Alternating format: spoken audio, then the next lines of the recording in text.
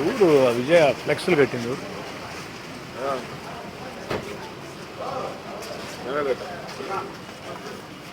కొంచెం తలకైందో లేదా అని ఆదాల ప్రభారెడ్డికి ఇన్ఛార్జ్ ఇచ్చినప్పుడు మీ ఇంటి ముందు టపాలకు అందరూ కాల్ చేశారన్న. ఆ కిరణాల ముందు ఇంటి ముందు కాల్చారు. మొబైల్ సురేష్ వాళ్ళు అక్కడ అన్నాలు జెండా ఎగరేస్తా ఉన్నారన్న. వార్త మేము చేసామన్న. బాధ పెట్టారన్న. అంటే వాళ్ళు బాధ పెట్టారని మీరు బాధ పెడతారట? మేము చేయాలనుకున్నాం, చేసామన్న. వేసుకుంటూ వచ్చాను. ఫ్లెక్స్ వేసుకుంటాం. నీకు అంతవరకే తెలుసు, ఇంకా చాలా చెప్తా ఈయన. చంద్రబాబు నాయుడు గారి బెయిల్ రద్దయితే, చంద్రబాబు గారికి బెయిల్ రాకుంటే నా ఇంటి ముందు టపాసులు కాల్చారు. చంద్రబాబు గారికి బెయిల్ రానప్పుడు నా ఇంటి ముందు టపాసులు కాల్చారు. గిరి ఇంటి ముందు టపాసులు కాల్చారు. దాంట్లో రెండు ఆలోచనలే. కానీ ఈరోజు కాదు, ఆ రోజే టపాసులు కాల్చిన వాళ్ళకి ఫోన్ చేసి సవాల్ విసిరాం. ఇళ్లల్లో మేము లేనప్పుడు మా ఇంటి ముందు టపాసులు కాల్చడం కాదు, ఇప్పుడు ఉండా ఇంట్లో, రేపు ఉంటా మీరు టైం చెప్తే రండ్రా, ఇప్పుడు టపాసులు కాల్చండి రా అని చెప్పి ఆ రోజు నేనే చెప్పా ఫోన్ చేసి. ఎవరు రాలేదే. ఆ రోజు అధికారం మన కాడ లేదు, వాళ్ళ కాడ అధికారం ఉంది. అధికారం లేదని మనమే భయపడలా. ఆ రోజే సవాల్ విసిరేవాళ్ళని. నువ్వు దానికే బాధపడుతున్నావు, నేను కాదనలా. నీ బాధని అర్థం చేసుకుంటా, నీ అభిమానానికి థ్యాంక్స్. కానీ వాళ్ళు చేశారని చెప్పని వాళ్ళ ఇళ్ళకి, వైఎస్ఆర్ కాంగ్రెస్ పార్టీ కార్పొరేటర్ల ఇళ్ళకి మీరు ఫ్లెక్స్లు కట్టడం కరెక్ట్ కాదు. నాకెన్నో అవమానాలు జరిగాయి. నాకు జరిగితే జరిగినాయి. నా భార్య నా ఇద్దరు కూతుర్లకి ఫోన్లు చేసి నీచంగా మాట్లాడి ఉండరు. నా భార్య నా ఇద్దరు కూతుర్లకి ఫోన్లు చేసి నీచంగా మాట్లాడి ఉండరు. నా మీద దుర్మార్గంగా రాజకీయాలకు సంబంధం లేకుండా వ్యక్తిగతంగా నా కుటుంబాన్ని ఛిద్రం చేయాలా, నా కుటుంబాన్ని ముక్కలు చేయాలని రకరకాల వీడియోలు సోషల్ మీడియాలో నేరుగా నా భార్య సెల్ ఫోన్కి, నా కుమార్తెల సెల్ ఫోన్కి పెట్టారు. నా భార్య కుమార్తెల సెల్ ఫోన్లు బయట వాళ్ళకి తెలియవు కదా నెంబర్లు. నిన్నటిదాకా మొన్నటిదాకా మనతో ఉన్నోళ్ళే కదా. అధికారం పోయిన తర్వాత ఇష్టారాజ్యంగా పెట్టలేకపోయారు. రాజకీయంగా పెట్టచ్చు, తప్పులేదు. రాజకీయంగా మాట్లాడచ్చు, తప్పులేదు. కానీ ఘోరంగా నీచంగా మీరు చూశారు కదా, గ్రూపుల్లో పెట్టారు కదా. అవి నేరుగా నా భార్య నా కుమార్తెలకే పెట్టారు. నేను ఎంత బాధపడాలా? నాకు బాధ లేదని కాదు. ఇప్పుడు ఏమైంది? ఆ విధంగా పోస్టింగ్లు పెట్టారు, వేధించారు. నా మీద ఎన్ని కేసులు పెట్టారు మీరు చూశారు. ప్రజా సమస్యల పరిష్కారం కోసం పోరాటం చేయాలని పిలిపిస్తే హౌస్ అరెస్టులు చేశారు. నాతో ఉండి మిమ్మల్ని అందరినీ ఇబ్బంది పెట్టారు. ఇక్కడ ఉండే చాలామంది నాయకులు కార్యకర్తలని కారణాలు లేకుండా పోలీస్ స్టేషన్లో కూర్చోబెట్టారు. రౌడీ షీట్లు ఓపెన్ చేశారు. 307 కేసు, దెబ్బ లేకుండా 307 కేసు పెట్టి జైలుకి పంపించారు. పీడీ యాక్ట్లు పెట్టి 4 నెలలు జైలుకి పంపించారు. దుర్మార్గంగా, సంబంధం లేకుండా.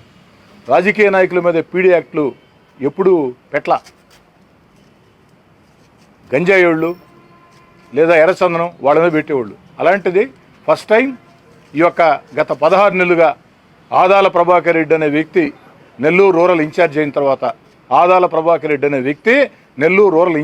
తర్వాత రాజకీయాలను భ్రష్టు పట్టించే విధంగా పెద్ద మనిషి ముసుగు దొడుక్కొని ఆ విధంగా ఎస్సీ ఎస్టీ అట్రాసిటీ కేసులు, భానుశ్రీ గారి మీద SC ST atrocity case, Chakkasai Sunil మీద ఎస్సీ ఎస్టీ అట్రాసిటీ కేసు, అనేక మంది మీద 307 కేసులు, పీడీ యాక్ట్లు, రౌడీ షీట్లు. నాకు బాధ లేదా? ఇవన్నీ వాళ్ళు చేపట్టాయి కదా. ఇవన్నీ వాళ్ళు చేపట్టే ప్రజలు తీర్పిచ్చారు కదా. నా భార్యని నా కుమార్తెలను అవమానించారు. ఎలక్షన్ ప్రచారంలో వీళ్ళు తిరుగుతూ ఉంటే సంబంధం లేకుండా, ఆ ప్రాంతంలో కార్యక్రమం లేకుండా కూడా ఆ ప్రాంతానికి వచ్చి వెనక చేరి హేళన చేస్తా నా భార్య నా కుమార్తెలనే అని భరించా. వాళ్ళు ఏం చేసినా పాపంలే, కానీ వద్దు. ఖచ్చితంగా ప్రజలు తీర్పిచ్చారు. నాకు భారీ మెజార్టీ వచ్చింది. మీ అభిమానానికి థ్యాంక్స్, దాంట్లో ఏం తేడాలే. కానీ మరోసారి ఇది రిపీట్ కాకూడదు.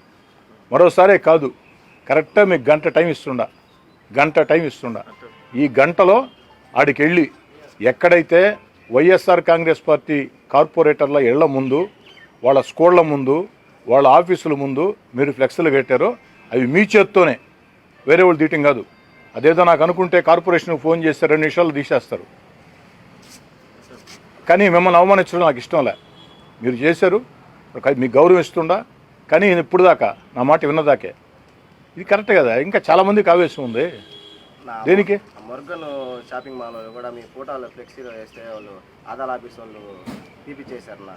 వాళ్ళు ఆఫీస్లో మురుగన్ ఆఫీస్కి వాడికి వెళ్ళేసి షాపింగ్ మాల్కి వెళ్ళి వాళ్ళు అక్కడ వాళ్ళు బెదిరించి మేము కానీ ఫోటోలు కానీ షాపింగ్ మాల్ మూసేస్తామని చెప్పి కూడా మాట్లాడారన్న వాళ్ళు.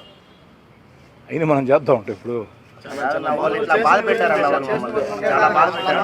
మా ఏరియాలో ఫ్లెక్సీలు వేసిన మీ ఫోటో ఉంది మొత్తం చించేశారు. మీ ఏరియాలో ఫ్లెక్సీలు వేస్తే మొత్తం చించేశారు. మీ ఫోటో ఉంది దగ్గర దగ్గర ఒక 20 సార్లు వేసినా 20 సార్లు చించేశారు. 20 సార్లు వేసినా మళ్ళీ మా మీద కత్తులు తీసుకొని వచ్చేసారు వైసీపీ వాళ్ళు.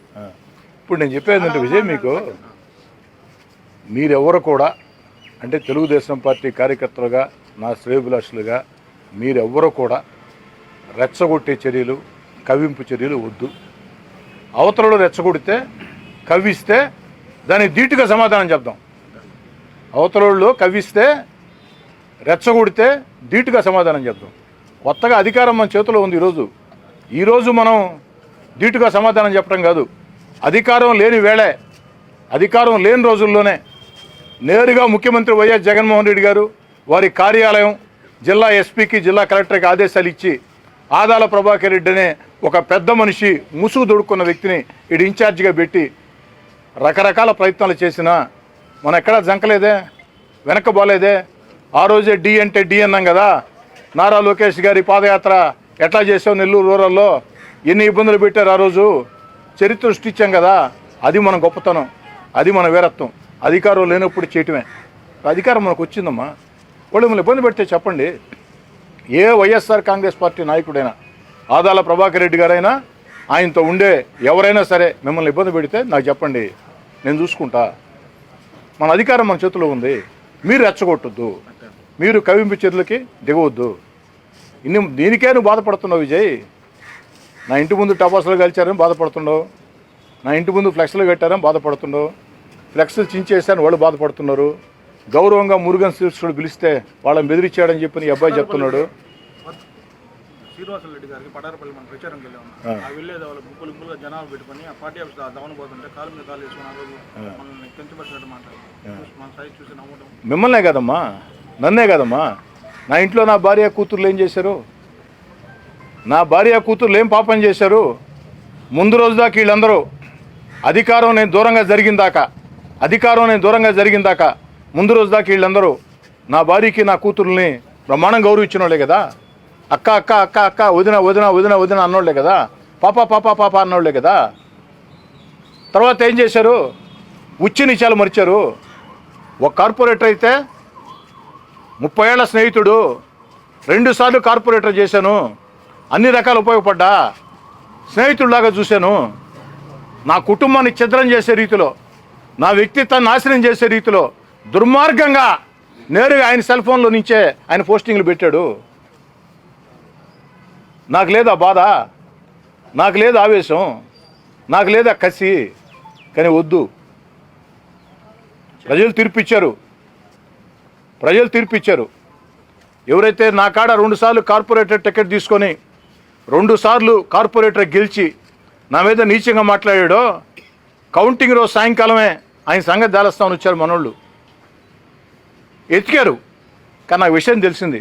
మీ మాదిరిగా పిలిచి గట్టిగా వార్నింగ్ ఇచ్చా. అది ఎవరికి తెలియదు.